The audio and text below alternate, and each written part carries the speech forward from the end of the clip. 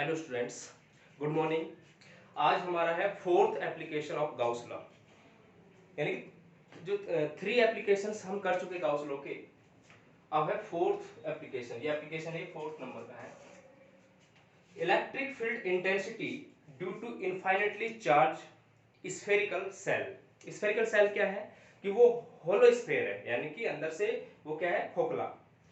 तो अब इसके अंदर देखो, सबसे पहले electric field intensity due to an infinitely charge spherical में सब ये हमारा आर रेडियस का, ये रेडियस आर जो कैपिटल आर है, कैपिटल आर है यहाँ पे, radius of spherical shell, spherical shell. अब जिसका सेंटर क्या है, ओ पॉइंट है, ओ पॉइंट है, ये स्फेरिकल सेल का सेंटर है। सेंटर से आर डिस्टेंस पे पी पॉइंट है। अभी देखो हम इसके अंदर थ्री कंडीशंस बनेंगी। एक पी पॉइंट है, वो अंदर भी हो सकता है, बाहर भी हो सकता है और सरफेस भी हो सकता है। ठीक है, तो थ्री कंडीशन, अब तीनों कंडीशन के लिए अलग अलग इंटेंसिटी निकालेंगे। अब इसके अंदर जो इलेक्ट्रिक फील्ड है, क्योंकि अब इसमें एप्लीकेशन ऑफ गाउस लॉ पढ़ रहे हैं, तो पी पॉइंट जहां पे है तो ये इमेजिनरी गाउसियन सरफेस बनेगा, वो भी स्फेरिकल बनेगा जहां पे पी पॉइंट है। ये जो डॉट डॉट किया है ये है imaginary spherical surface, Gaussian surface है। और हमें फाइंड आउट क्या करना है, we have to find out electric intensity at P point which is R distance from centre of sphere. O point से आर डिस्टेंस पे क्या है, पी पॉइंट है, जिस पे हम इलेक्ट्रिक इंटेंसिटी फाइंड आउट करनी है। यहाँ पे जो इलेक्ट्रिक फील्ड है और जो ds वेक्टर है, यानी कि जो सरफेस के परपेंडिकुलर वेक्टर है, दोनों की जो डायरेक्शन है एक ही है, रेडियल डायरेक्शन, यानी कि रेडियस की डायरेक्शन में है। तो यहाँ पे direction of E vector and ds vector क्या होगी, रेडियल डायरेक्शन। किसमें होगी, रेडियल डायरेक्शन। तो जो रेडियस की डायरेक्शन है उसके अंदर दोनों सेम डायरेक्शन में है। ठीक है, जैसे ये रेडियस है, यहाँ पे ई है, तो ई और ds सेम होगा। अब इसमें ये देखिए, जो टोटल चार्ज है, प्रेजेंट चार्ज है, वो हम एज्यूम कर रहे हैं टोटल की कैपिटल Q से। सरफेस चार्ज डेंसिटी क्या होता है, क्योंकि यहाँ पे जो Q है वो डिस्ट्रीब्यूट हो रहा है कंप्लीटली सरफेस पे, सभी पूरे स्फीयर पे क्या है, डिस्ट्रीब्यूट हो रहा है। तो जो समेशन Q है वो कैपिटल Q मान लिया, टोटल जो चार्ज है इसके अंदर। सरफेस चार्ज डेंसिटी जो होगा सिग्मा, वो होगा समेशन Q अपॉन A, यानी कि area of total surface, Gaussian surface.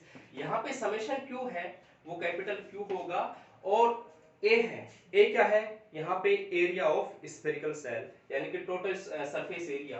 तो जो ts से होगा वो होगा 4 pi capital R square, small r square नहीं लेंगे, स्मॉल r स्क्वायर कंप्लीटली, यानी कि जो ये है ओरिजिनल, ठीक है, इसका एरिया होगा।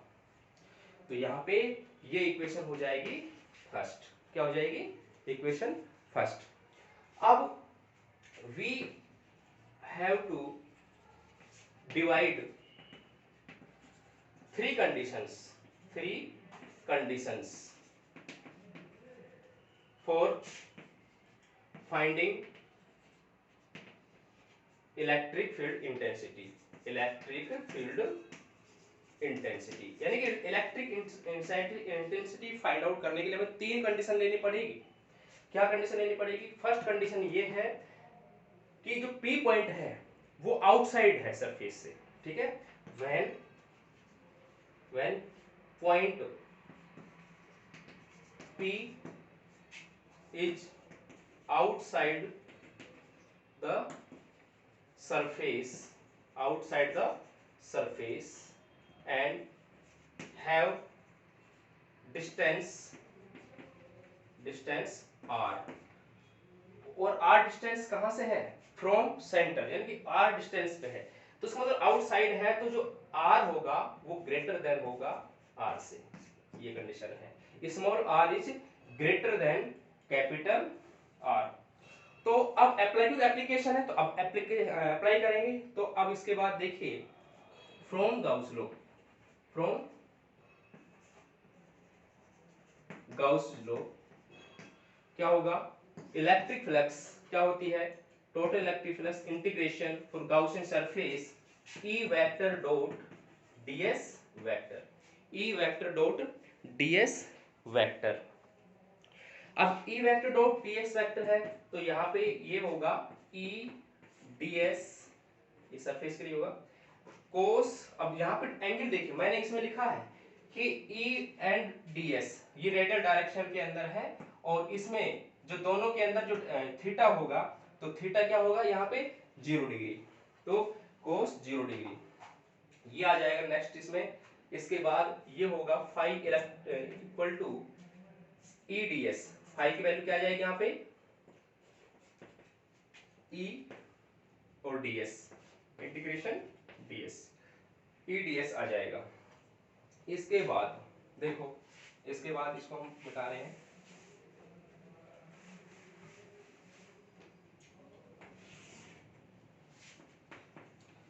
इंटीग्रेशन ई डॉट डीएस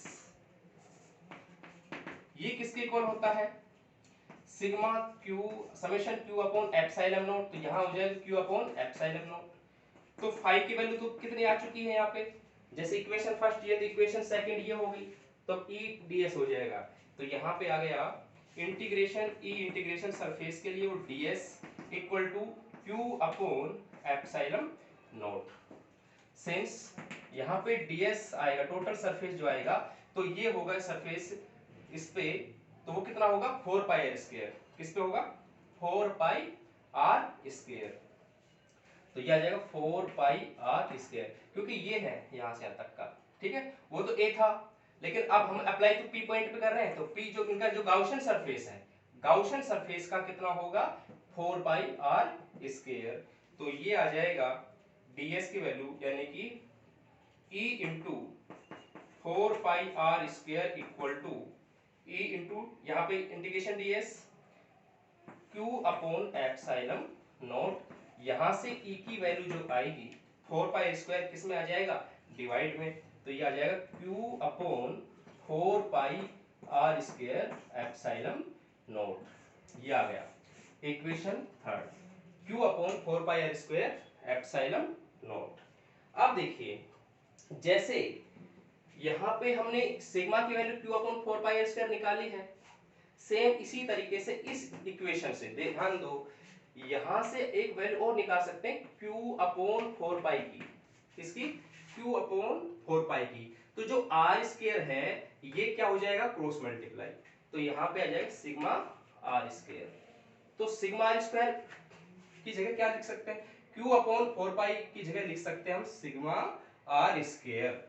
तो इसके अंदर देखिए, इससे जो आगे होगा, इससे आगे होगा वो देखिए,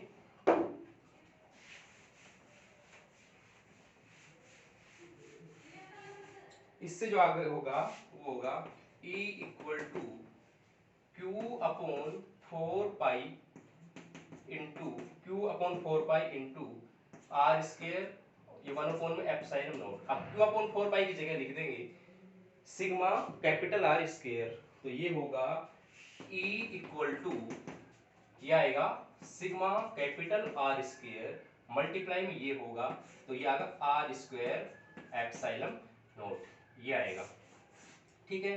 तो ये इक्वेशन फोर्थ आएगी, इक्वेशन फोर्थ ये रिजल्ट है sigma R square upon R square small r square epsilon naught. यहाँ पे आर स्क्वायर क्या है, आर क्या है radius of spherical shell, small r क्या है, small r distance from the point to centre of sphere, तो सेंटर से लेके डिस्टेंस है।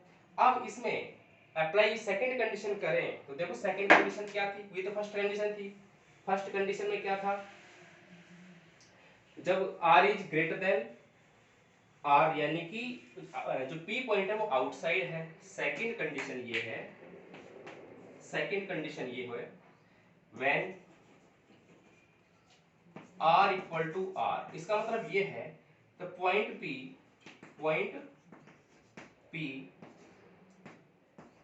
Is at surface of spherical shell, यानी कि सरफेस पे है तो सरफेस पे होगा तो स्मॉल आर और कैपिटल आर इक्वल होंगे।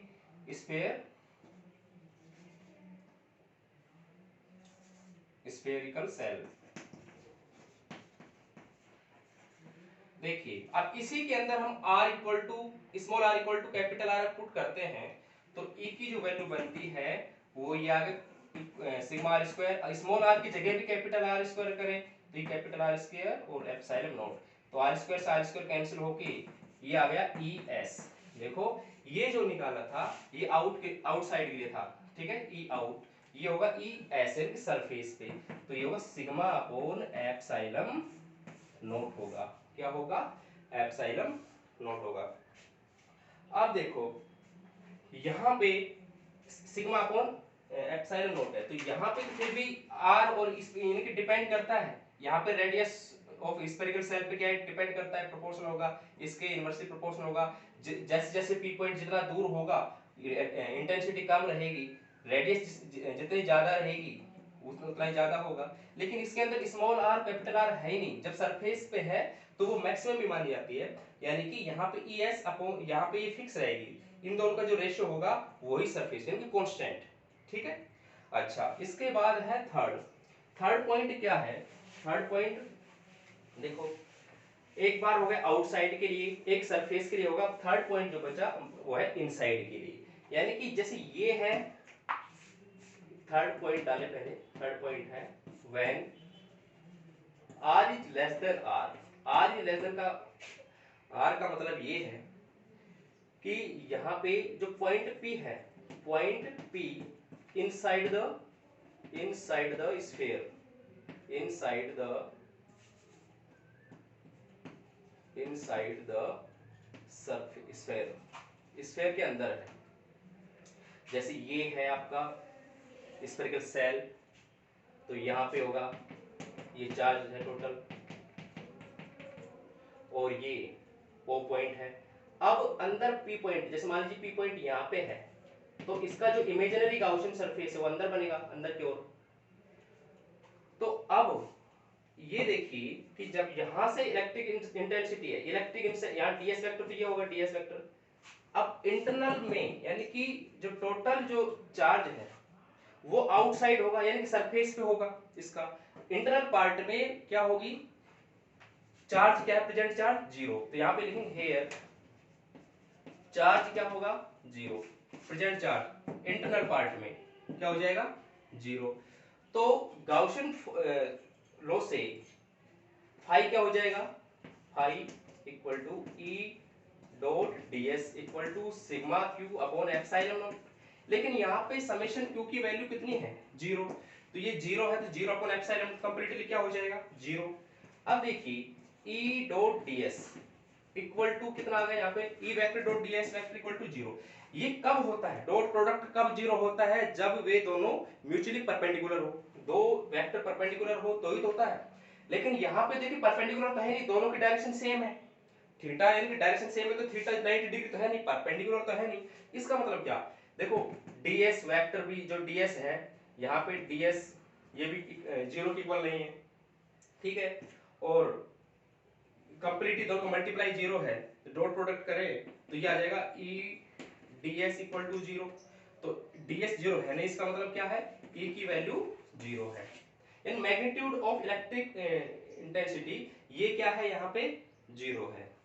तो अब देखिए इसमें E की वैल्यू आ गई 0, तो ये हो जाएगा E इनसाइड, कितना आउटपुट है इसका 0, इनसाइड के अंदर इंटेंसिटी कितनी होगी 0। तो ये था। अब यहाँ पे हम वेरिएशन ग्राफ दे सकते हैं, देखो ये आउटसाइड के लिए था, ये क्या था, ये तो फिर भी वेरी कर रहा है, r के साथ r भी डिपेंड कर रहा है स्मॉल r कैपिटल R पे, ये डिपेंड नहीं कर रहा, फिक्स है, और ये होगी 0। तो तीनों कंडीशन में ग्राफ ड्रॉ करते हैं यानी कि वेरिएशन देखते हैं इनका, तो कंबाइंड डायग्राम देखिए इनका क्या बनेगा।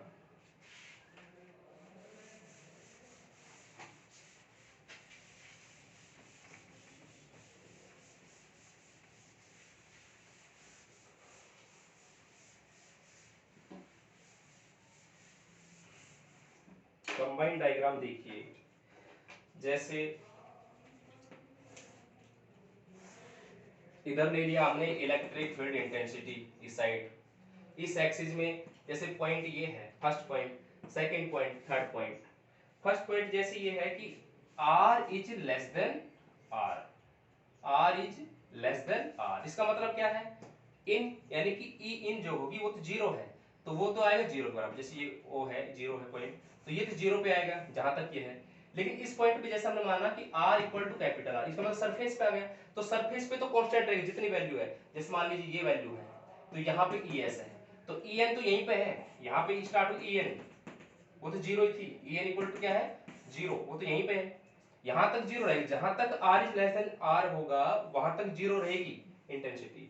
जैसे सरफेस पे पहुंची तो कांस्टेंट है, लेकिन अब इसके बाद, इसके जैसे ये पॉइंट था जिस पे R थी सरफेस के लिए, अब है R is greater than R, इसका मतलब क्या है, पॉइंट बाहर चला गया, तो पॉइंट बाहर चला गया तो इसके मतलब क्या होगा, देखो अभी जो लिखा है इसमें E प्रोपोर्शनल किसके होगा, R स्क्वायर के, लेकिन E इनवर्सली प्रोपोर्शनल किसके होगा, स्मॉल r स्क्वायर के, तो वो तो कांस्टेंट था एक तरह से। तो यहाँ पे E प्रोपोर्शनल 1/r स्क्वायर मतलब क्या है, इनवर्सली प्रोपोर्शनल है, R बढ़ने के साथ साथ इंटेंसिटी घट जाएगी। तो ये देखो यहां से यहां तक तो क्या है जीरो, फिर E पे इसकी फिक्स वैल्यू रहेगी, इसके बाद ये क्या होता जाएगा, कम होता चला जाएगा। ठीक है, तो ये है आउटसाइड के लिए E आउटसाइड, ठीक है, ये फॉलो करेगा इसमें, तो ये है वेरिएशन इसका। ओके, तो इसमें तीन कंडीशन थी। फर्स्ट कंडीशन क्या थी, आउटसाइड पे है, सेकंड क्या है, सरफेस पे है, थर्ड क्या है, इक्वल जीरो यानी कि उस पे इनसाइड पे है। तो देखो सबसे ज्यादा कहां हुई, सब ज्यादा सरफेस पे है, इधर भी कम और उधर जीरो। तो जो मैक्सिमम इलेक्ट्रिक इंटेंसिटी होती है स्फेरिकल सेल की कंडीशन में, वो होती है कहां पे, ES के अंदर, इधर जीरो, इधर क्या होती है फिर डिक्रीज। ठीक है, तो ये फोर्थ एप्लीकेशन था। अब इसका नेक्स्ट एप्लीकेशन बाद में कराएंगे। Okay, thank you.